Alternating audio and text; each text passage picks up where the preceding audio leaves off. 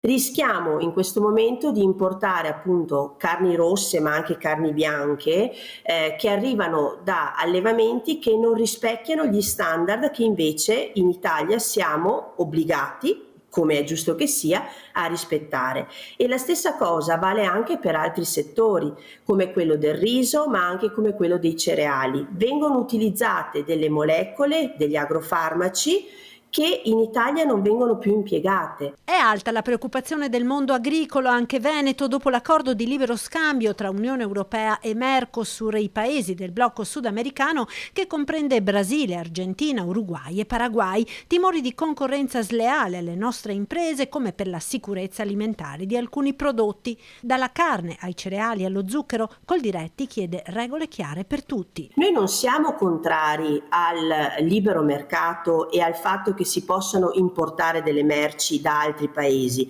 perché siamo consapevoli che noi ne produciamo una parte, ma che non è sufficiente a garantire la completa produzione.